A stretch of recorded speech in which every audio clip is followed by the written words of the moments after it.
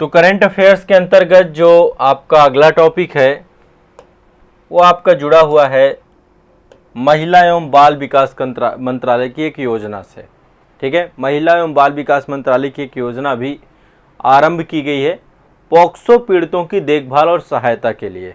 POCSO पीड़ित मतलब कि जो आपके कम उम्र के बच्चे होते हैं, उनके साथ यदि किसी तरीके का ऐसा कार्य दुष्कर्म होता है या कोई भी बलात्कार जैसी घटना होती है, उन सभी को लेकर के एक योजना प्रारंभ की गई है। उनकी देखभाल को लेकर के एक फंड, आप सभी को पता है सरकार के द्वारा निर्भया फंड लेकर के आया गया था। ठीक है, और निर्भया फंड के अंतर्गत ही 74.1 करोड़ रुपए का पॉक्सो पीड़ितों की देखभाल के लिए महिला एवं बाल विकास मंत्रालय के द्वारा एक योजना प्रारंभ की गई है। तो उद्देश्य ये है कि ऐसे लाभार्थी, इनको न्याय दिलाने के लिए, न्यायालय की सुनवाई में भाग लेने के लिए, सुरक्षित परिवहन और कानूनी सहायता प्रदान करने के लिए, जिनके साथ किसी भी प्रकार की बलात्कार की घटना होती है, सामूहिक दुष्कर्म की घटना होती है, पीड़ित और गर्भवती होने वाली नाबालिग बालिकाएं होती हैं, जिन्हें परिवार द्वारा छोड़ दिया जाता है, उनके पास भरण पोषण का साधन नहीं होता। मैं आपको एक चीज़ बताऊं, वर्तमान के युग में यदि कोई सबसे बड़ा अपराध है तो इससे बड़ा अपराध कुछ नहीं हो सकता है। इससे बड़े अपराध की श्रेणी कुछ नहीं हो सकती है कि जीवन में जब आप किसी के पूरे सपनों को ही समाप्त कर दें, है ना, तो सपने ही समाप्त हो जाते हैं। आप किसी के जीवन को ही बोझ बना देते हैं। तो ऐसे में अभी महिला एवं बाल विकास मंत्रालय के द्वारा ये जो है एक निर्भया फंड के तहत एक कोष जो है निर्धारित किया गया है 74.1 करोड़ रुपए की लागत के साथ। जो लाभार्थी परिवार हैं, जो लाभार्थी हैं, उनको न्याय दिलाना, जस्टिस दिलाना, उनको कानून के तहत जो है कानूनी सहायता प्रदान करना, इस उद्देश्य से जो है कार्य किया गया है। अब यहाँ पर मैं थोड़ा सा आपको एक डेटा बताता हूँ।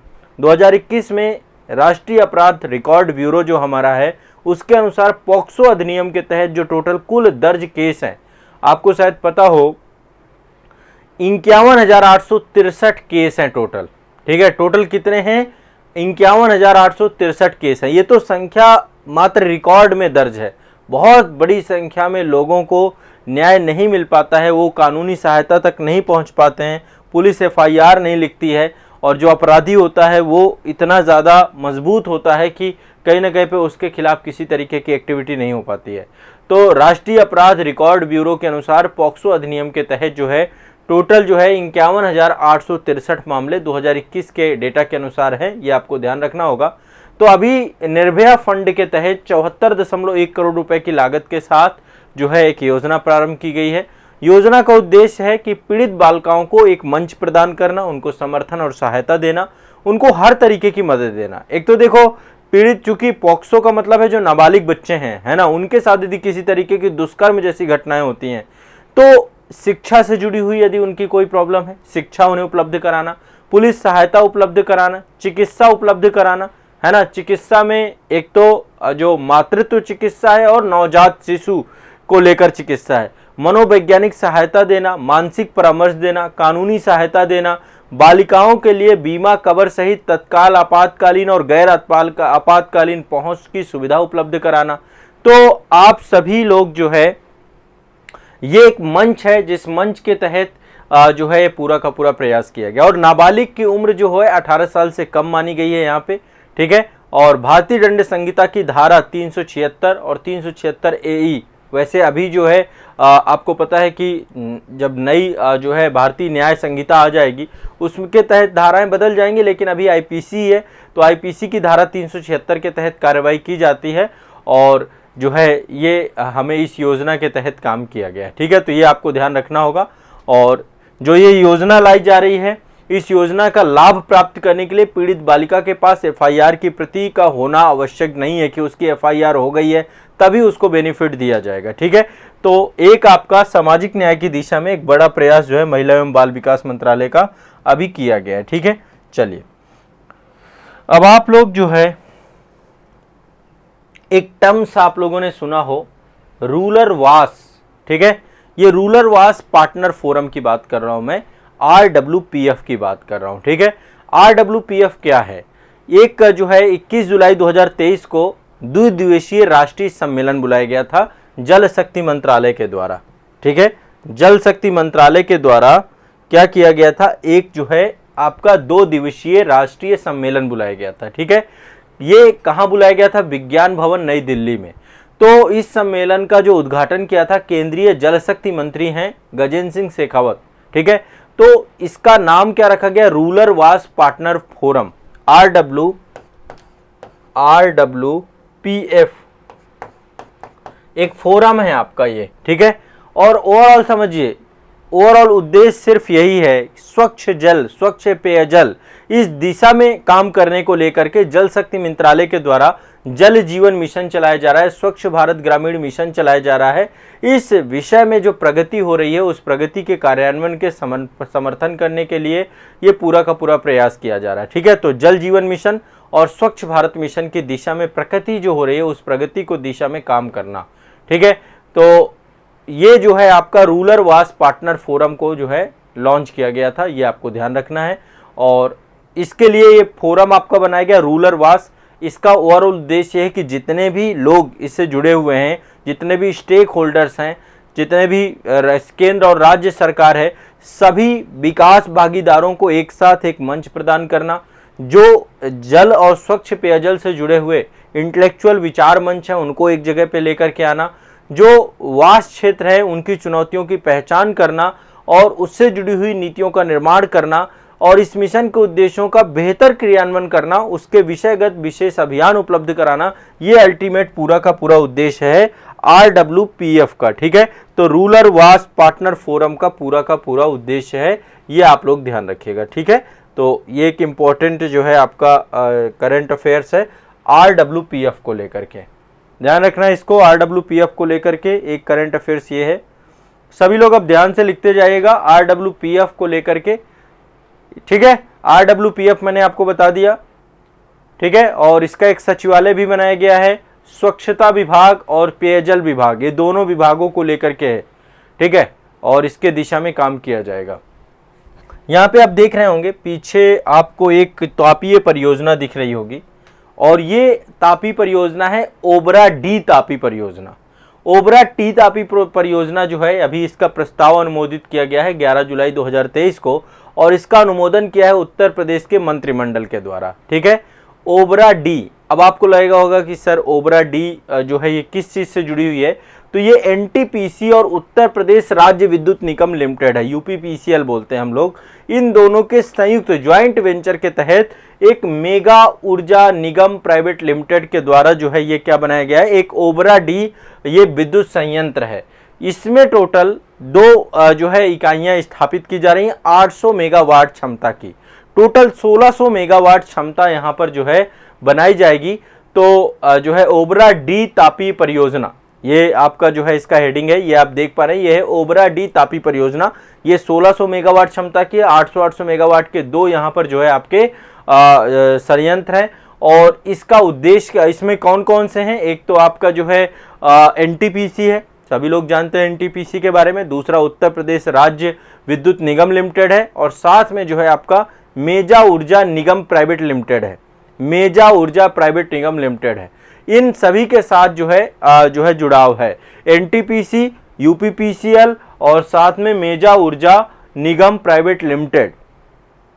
ये टोटल परियोजना में लागत आ रही है 17,985 करोड़ रुपए और इसमें 70% का वित्त पोषण जो है वित्तीय संस्थानों के द्वारा ऋण लिया गया और 30% का जो है राज्य सरकार और NTPC के द्वारा इसका खर्च उठाया जाएगा। तो इसमें जो है ये पूरा का पूरा एक उत्तर प्रदेश की पहली अल्ट्रा सुपर क्रिस्टल यूनिट का जो है स्थापना की गई है।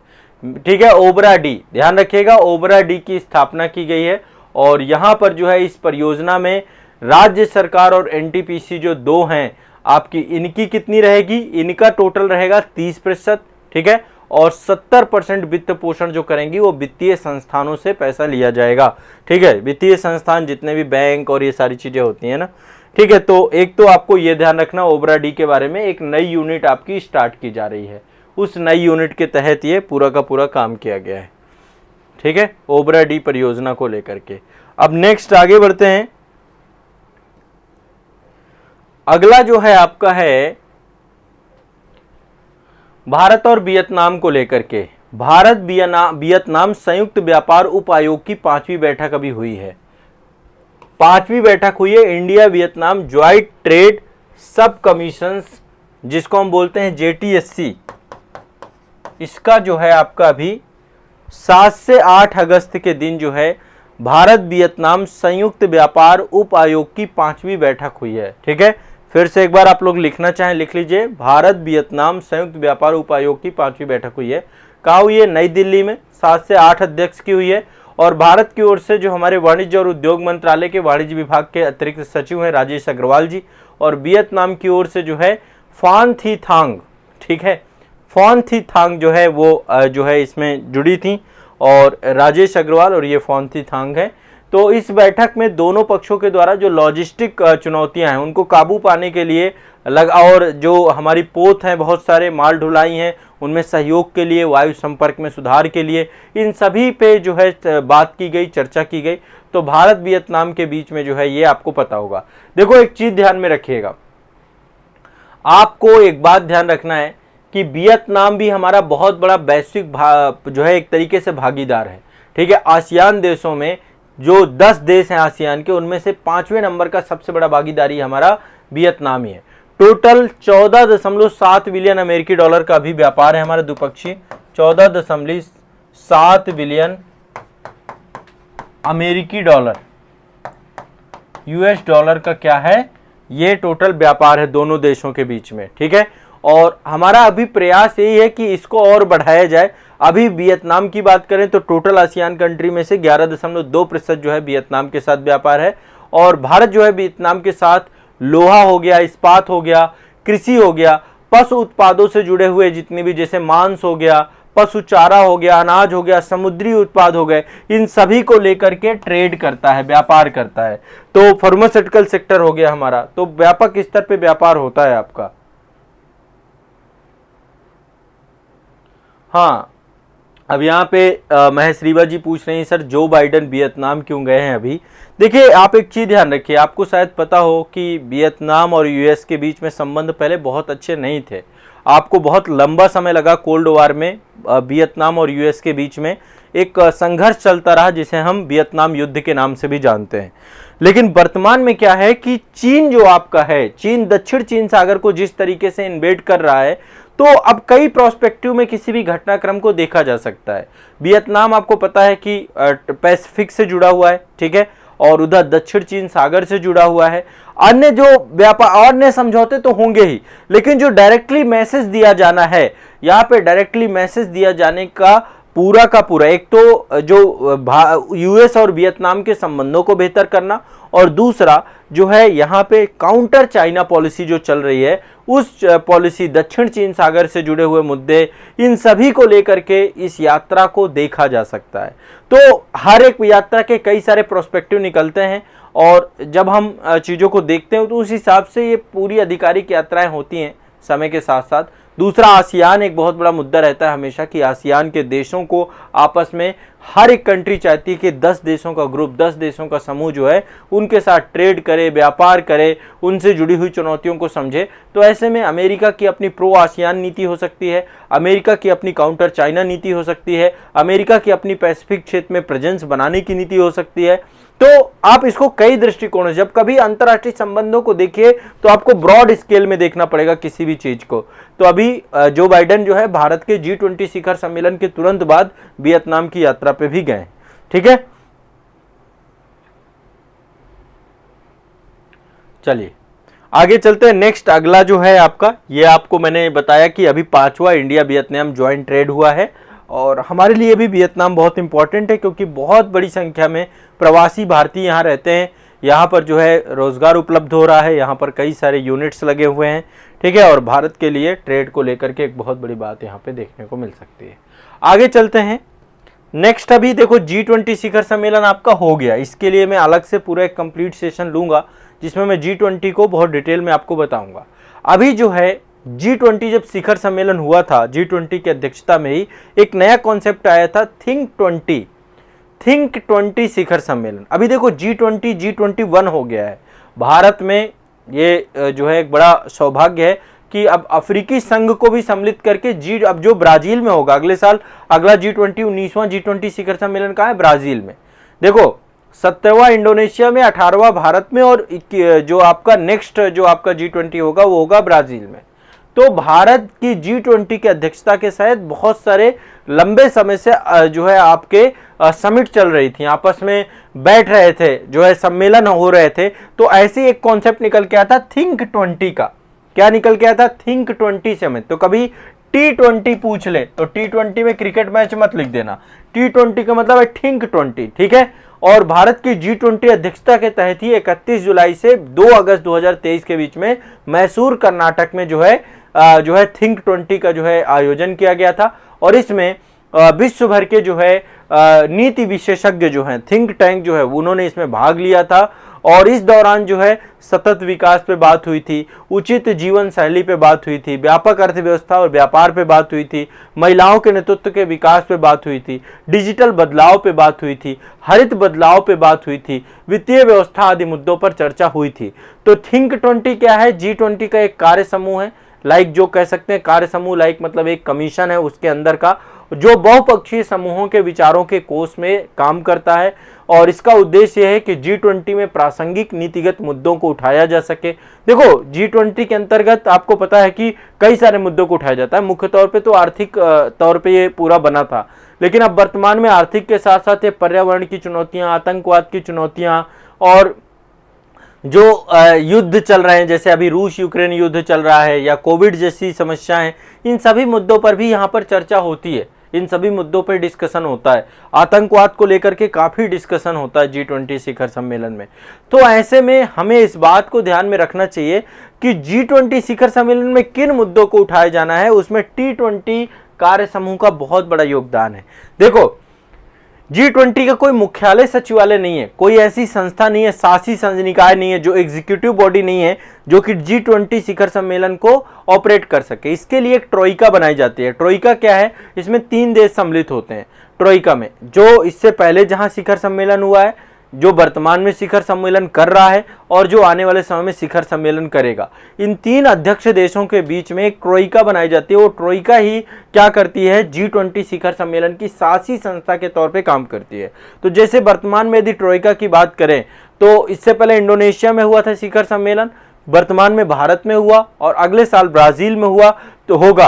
तो इन तीनों को मिलाकर के एक ट्रोइका बनाई गई थी। वो ट्रोइका जो है भारत में जो G20 शिखर सम्मेलन था उसके तहत जो है काम कर रही थी।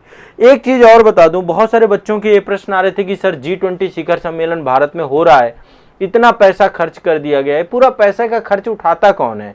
यहाँ पे अमेरिका के जो है राष्ट्रपति आ रहे हैं, फ्रांस के राष्ट्रपति, ब्रिटेन के प्रधानमंत्री आ रहे हैं, और इतने बड़े बड़े उच्च पदों के लोग आ रहे हैं। तो ऐसे में जो है कितना पैसा कौन खर्चा करता है? क्या भारत सरकार पूरा पैसा खर्च करती है? क्योंकि सिक्योरिटी में इतना पैसा खर्च होना। तो एक बात मैं आपको यहाँ पे बता दूं, जो भी खर्च आएगा G20 शिखर सम्मेलन में, जो इंफ्रास्ट्रक्चर हम देश के अंदर बनाएंगे, जैसे हमने भारत मंडपम बनाया है ना, तो या हमने एग्जीक्यूशन सेंटर बहुत सारे बनाए हैं, एग्जीबिशन प्रगति मैदान पे बनाए हैं, या दिल्ली पे बहुत सारा पैसा खर्च हुआ है। तो जो भारत सरकार यहाँ पे कोई इंफ्रास्ट्रक्चर बनाएगी, जो भारत सरकार यहाँ पे G20 के लिए व्यवस्थाएं करेगी, वो पैसा तो भारत सरकार ही खर्च करती है, क्योंकि वो तो अपने देश में ही रहेगा, है ना। कल के दिन फ्यूचर में वो और कई सारी गतिविधियों के लिए काम आएगा।